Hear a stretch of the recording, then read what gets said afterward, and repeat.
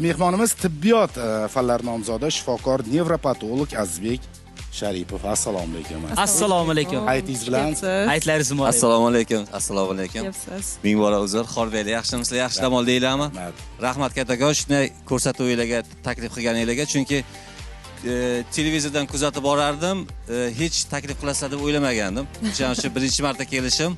Ozroq hayajonlanadigan bo'lsam, to'g'ri tushunasizlar. Endi bu hayajonni to'g'ri tushunamiz, haqiqatan. Siz endi har doim televizorga chiqavermaysiz-ku. Lekin baribir chiqqaningizda ham shunaqa bilasizmi? Sizda shunaqa aura borki, bittada odamni olasiz. Rahmat.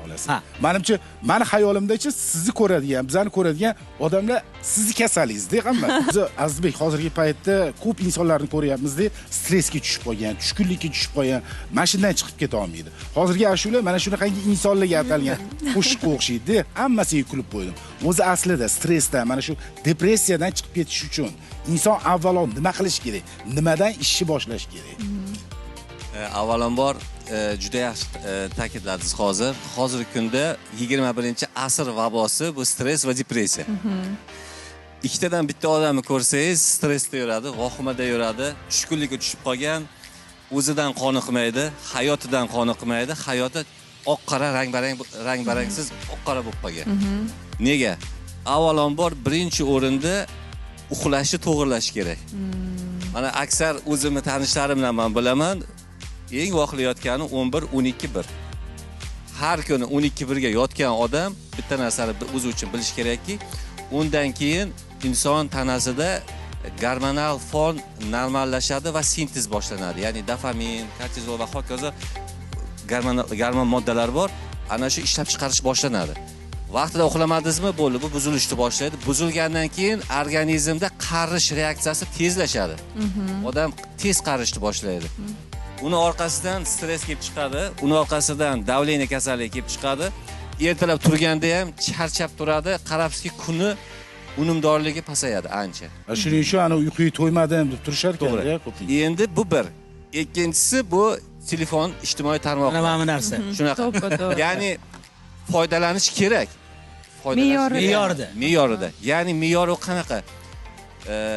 Kechki soat 9 bo'ldimi, telefonni o'chirib, boshqa xonaga qo'yib qo'yishingiz kerak. Bizda aynan kechqurun yotishda telefon bilan yotamiz. 9 dan boshlanadi hayot. Yostiqqa qo'yib uxlaymiz-da yana.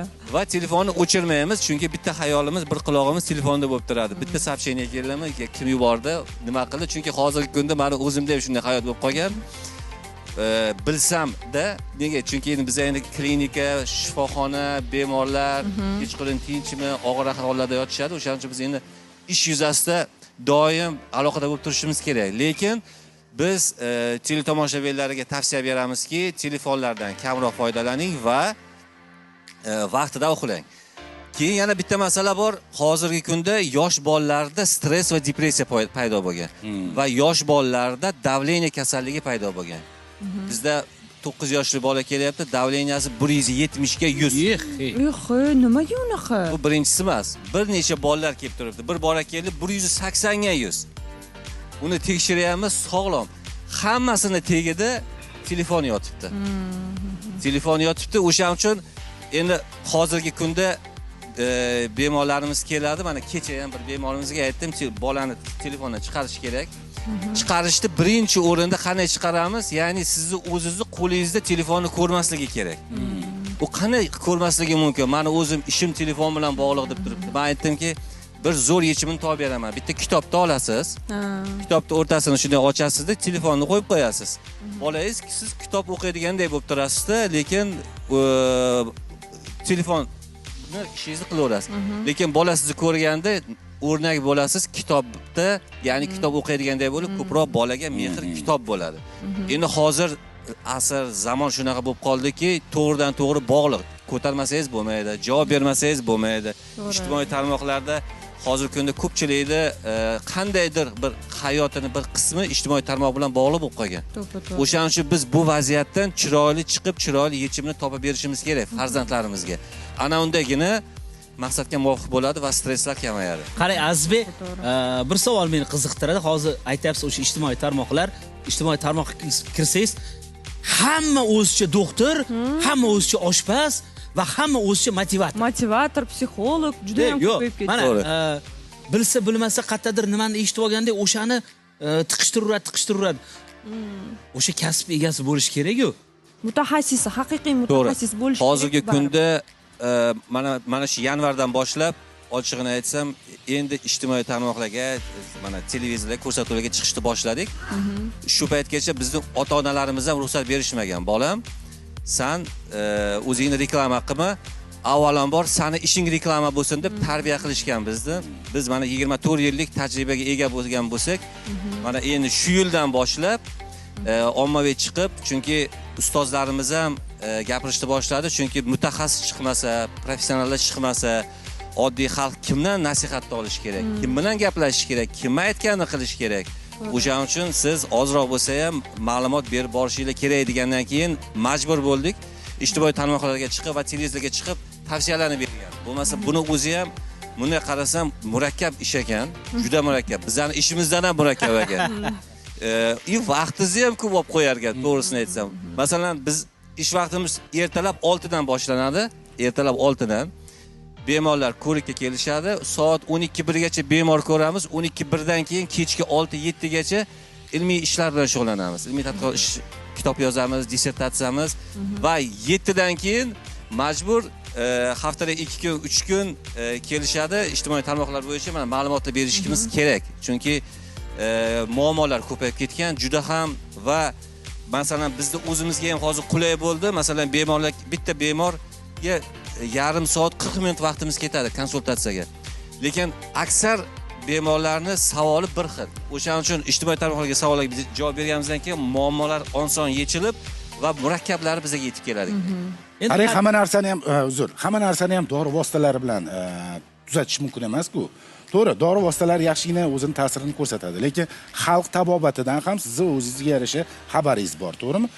Siz nafaqat o'sha nevropatolog, balki igla terapevt. Terapiyalari. Mana shuni ham foydasi bo'ladimi shunaqa insonlarga? Bu juda yaxshi aytdingiz.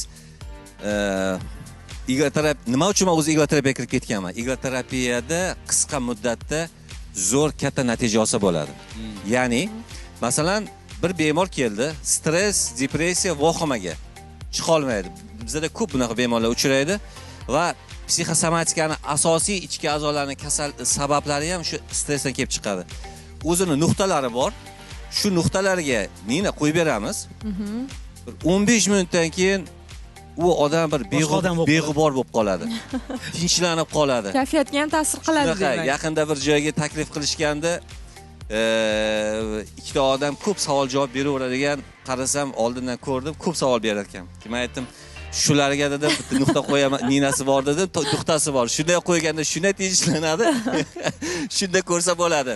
Ya'ni biz tanada 700 dan oshiq nuqta bo'lsa, bu nuqta to'g'ridan-to'g'ri ichki a'zoga bilan bog'liqlik jarayoni bor. Ya'ni bu nuqta orqali tanadagi patologik, ya'ni kasallik nuqtalariga, jarayonga ta'sir qilib tinchlantirishimiz mumkin. Va buni o'zini kurs lecheniyasini olsa, ancha davomiy bo'lib normallashga qoladi. Kurs lecheniya bu necha kunda? Kurs lecheniya o'zi 5 kundan iborat. Eng kami bu. Da, eng kami. Endi bir masala shunaqaki, hammani staji bor. Masalan, 50 yoshli odamning stress depressiyasi va muddati boshqa va masalan yoshlarniki boshqa. Yoshlarniki bir kun 2 kun qo'yib beramiz. O'sha yerda o'zida qo'yib yuboradi, bo'ldi, ularga yetadi. Masalan, yosh kattaroq bo'lsa, ularda qo'shimcha davleniya bo'lishi mumkin, qandli diabet kasalligi bo'lishi mumkin. Ularga chuqurroq qo'ygandan keyin kurs lecheniyada ancha zo'r natija bo'ladi. Qarang, Azizbek, meni bir tanishim bor, farzandi kichkinaligida endi ya'ni qovug'i bo'shab qolgan edi. Ertalabgacha o'sha siyib qo'yardi. Keyin u kimnidir maslahati bilan bordi-da, o'sha nina qo'ydirdi. Aytganingizdek, bir haftaga qolmay bu kasallik yo'qoldi. Buni ham demak nina bilan davolasa bo'lar ekan. Qarang, Xitoyda, Tibetda hayotda orttirilgan barcha kasalliklarni davosi bor deb o'qitiladi. Va 90 yoshgacha hamma kasallikni davolasa bo'ladi deb o'qitiladi. Nega aynan 90 yoshgacha? 90 yoshgacha degan sababi o'zi Xitoyda o'rtacha yosh 90 yosh. Siz 90gacha sog'lomsiz, u yog'iga ham shunday qilib sog'lom bo'laverasiz. Endi tushundim men sizni. Qarang, endi men kuzatganmanda ikki xil nina bo'ladi-da, ya'ni kumush nina deyshar-ekan, tilla nina. To'g'ri. Farqi. To'g'ri. Qarang, kumush bor, tilla bor, stal degan metallar borda. Masalan, tillani biz insult kasalliklariga, og'ir kasallariga qo'yganda natijasi tezroq bo'ladi. Va yana eng qiziqarli jihat shundaki, ninalarning uzunligi bor. Masalan, biz 1.08 millimetrlik uzunligidan to 30 santimetrlik uzunlikdagacha ninani ishlatamiz. 30 santimetr tasavvur qiling, mana shuncha bo'ladi. 30 santimetr qanaqa ishlatasizlar? 30 santimetrlikni biz insult kasalliklariga yoki ichak nespetsifический yazni kalit degan ichak yara kasalligi bor. O'ta og'ir kasallik, dorilar bilan tuzatish juda qiyin. Ana shu bemorlarga biz shu ninani ishlatganda birinchi, ikkinchi kunda o'zidayoq natijasini ko'rsa bo'ladi. U og'riqli emas. Metal ham bog'liq ekanda. Metalga ham bog'liq. Uni tillaligi bo'lmaydi, uni stalligi bo'ladi. U maxsus metallardan qilingan, uni sostavini men to'liq bilmayman, chunki ular egiluvchan, ipday va kirgandan keyin masalan biz ninani qo'yganimizdan keyin to'liq kirib, ichiga aylantiramiz. Ya'ni o'zining nuqtalari bor, o'sha nuqtalariga qo'yishni boshlaymiz. Qarabsizki, natija. Keling, mavzudan chetlashmaylik. Bitta misolni oddiy qilib ko'rsating. Hammamiz, ko'rsatadilar. Yo'q. Juda ham qiziqarli bo'ldi. O'zlaridan so'rayman. Nimadir bormi bizda hozir? Ha, hozir tomoshabinlarga ham qiziqdi. Hop, qani keldilar, nimadir nina qo'yib beradilarmi deb. Shu narsa Shu narsa bo'ladi. Aytgan edik, hozir nina qo'yib beradilar original tarzda deb va aynan qo'shiq davomida biz zo'r narsani gaplashdik. Yoshlartiradigan nina qo'yish usullari bordilar. Alinaxon qiziq Juda ham qiziq, ayniqsa ayollar uchun. Esimga tushib ketdi, Azbek.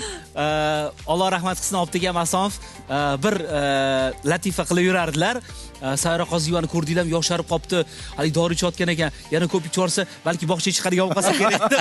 Alinaxon siz ham u dinani olib kelib bog'chaga chiqadigan bo'lib qoldi. Men ham o'zim normasi bor. Mayli, yo'q, endi balki kelajakda kerak bo'lar bu, to'g'rimi? Hali aytdim. Qaysi nuqtalari bo'ladi u? Qanaqa bo'ladi u? Juda ham qiziq menga. Qarang. Xitoyda o'rtacha yosh 86-90 yosh hisoblanadi. Nega? Birinchi o'rinda ular sog'lom turmush tarziga rioya qilishadi va o'zini tanani o'zida yoshatadigan nuqta bor. Buni tizzani kaftimizni qo'yganimizda 4-barmoqimiz to'g'ri keladi. Zusanli deydi xitoyliklar bu nuqtani. Ana shu nuqtani kechqurun bir ikkitadan bittasi xitoyliklar yo massaj qiladi yoki bir oyda bir 5-10 kun o'sha yerga nina qo'ydiradi yoki o'zi qo'yadi. Aksariyat xitoyliklar o'rganib qolgan. Xohlasanglar men shuni amalda ko'rsatib beraman, faqat Shahram tayyor. Keling Shahram aka. Shahram keling. Keling Shahram aka. Nina qo'yingki, yangi qo'shiqlar yozadigan bo'lib qolsin. Hozir keladigan bo'lsin. Qo'ygacha hammasi yaxshi bo'lib. Xohlasanglar yosh bola bo'lib kelmaydi. Qani reklamagacha jicha vaqtimiz bor, yana unumli foydalanamiz. Shahram akaga hozir biz qaysi nuqtalarga qo'yamiz? Og'riqqa, tanani charchog'iga qo'yamiz, og'riqlarga qo'yamiz. Masalan, ko'p yurarlar, hayot tashvishlari bilan keyin asabga qo'yamiz. Tinchlantirishga qo'yamiz. Keyin qarash, ko'rish, zreniyalarini ravshanlashishiga qo'yamiz. O. Demak, aziz tomoshabinlar, Azbek jarayonni boshladilar. Demak, bugun Shahramni guruhi to'ydan keyin yaxshi daromad qilishadi. Aniq bu. Sim yaxshi bo'ladi inshaalloh. O'shanga ham bir to'g'rilab chiroyli qilib va keyingi shanbada Shahramshoh menimcha umuman boshqa yangi qo'shiqlar bilan tashrif buyursalar biz ajablanamiz. Yana ham yosh navqiron bo'lib, va hali aytdim-ku, Muzaffar, bitta narsani men eshitib qo'yaman dedim. Azbek hamma taniydigan Rayhon Ulasenova bir kuni mazasi qochib qoldi. Azbek qo'li ishlamay qoldimi? Asabdanmidi? Asabdan bo'ldimi bu?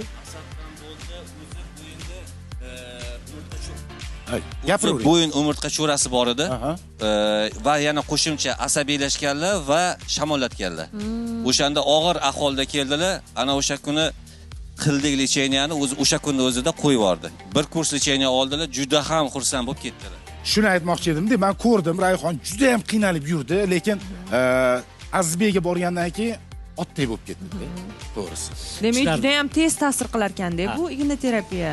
Endi bu o'sha nuqtalarni o'ziga yetib boradi. Nuqtani topish kerak va menimcha bu katta bir ilm hisoblanadi va Azizbek menimcha buni erinmasdan hammasini qaysi nuqtaga qanaqa nini qo'yish kerakligini o'rganganlar va hozir Shahramga nini qo'yib bo'lganlardan keyin Bor edimi? Bilinmayapti. Bilmayapsizmi? Tinchlanadi lekin odam, ha? Hozir mana bilganlari ham yo'q. Bu kishi faqat nimani sezdilar? Men qo'limni tekkanini sezdilar. To'g'rimi yo'qmi? Mana birinchi marta xolis odam, men ham hozir ko'rib turibman. Hozir bu kishini tanadagi og'riqlarga qo'ydik, charchoqqa qo'ydik, asabga qo'ydik, vohima, depressiyaga qo'ydik, zreniyaga qo'ydik va diqqatga qo'ydik. Diqqat nuqtasi ham bor. Ya'ni siz bilasiz, yosh o'tib vaqt o'tib sari sizni diqqatingiz jamlashingiz qiyin bo'ladi. Masalan, bitta narsani boshlaysiz, miyangizga har xil tarafdan xayollar kelaveradi.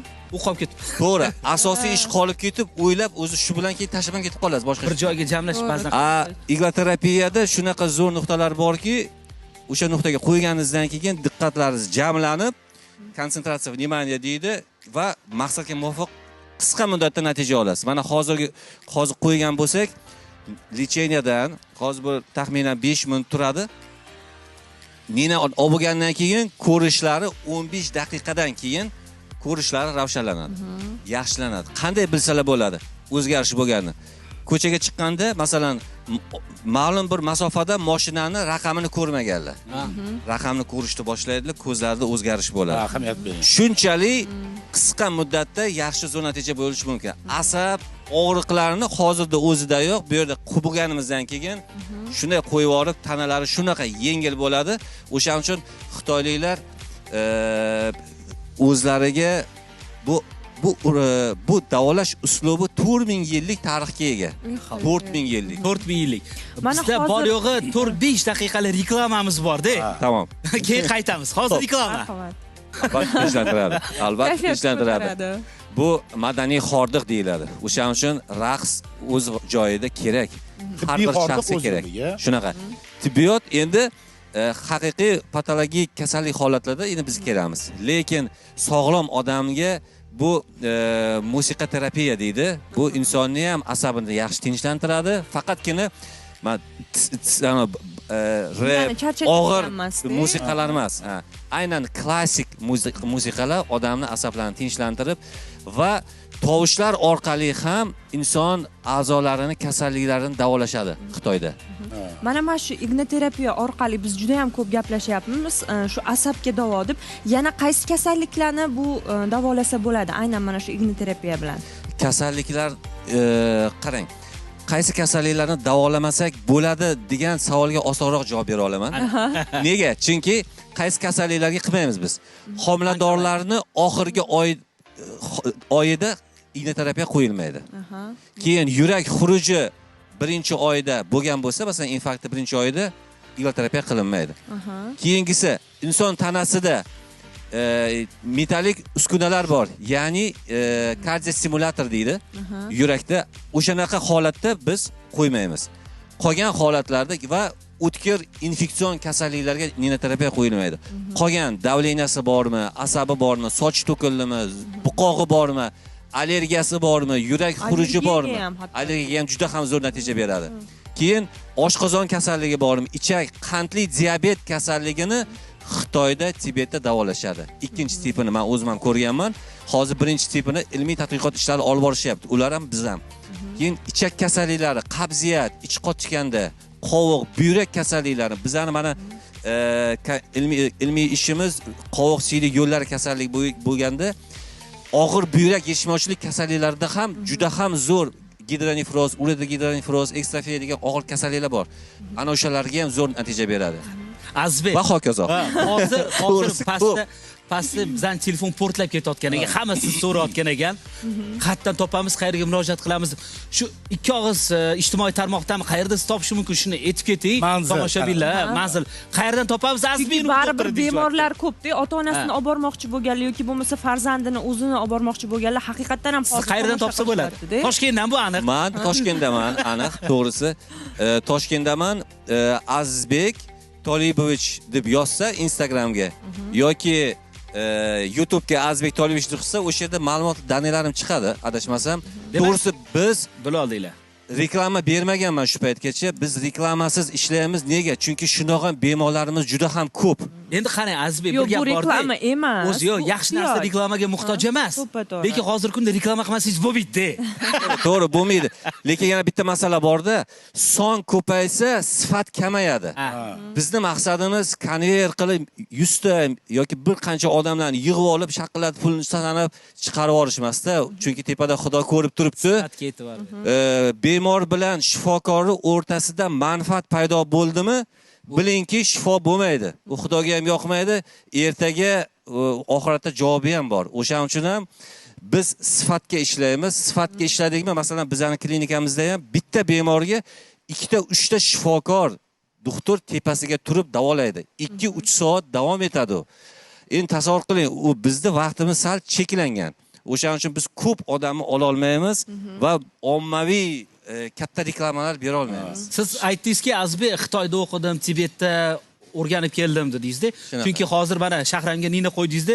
Menimcha hali o'yizdan o'yiz aytdim-ku, nechtadir o'sha nuqtani yodlash kerak, o'rganganlar ilm bu deb. Shuni To'g'ri. O'zi Xitoyda, Tibetda o'qidi, keyin Chunsen universitetida, undan keyin Tailandda, Indiyada, Koreya chasin ta'limoti bor, Vyetnam, ya'ni bizni davolash uslubimiz klassik xalq tabobati. tushunarli. Klassik xalq tabobati Ibn Sino hazratlari merosxo'rlari hisoblaymiz biz Joni o'zimizda. sog' bo'lsin. Shahrama taqdirini nima Mana bo'ldi? hozir Shahram aka gapirib berishlari Qalay mumkin. bo'lyapti? Yaxshimi? Kayfiyatlaringiz yaxshimi sizning? Olsa bo'ladi. Hozir vaqti bo'ldi, Ha. endi olsam bo'ladi. Demak, bizni vaqtimiz ham borgan sari kamayib boryapti va Shahramdan aynan qo'yilgan ninalar olinyapti.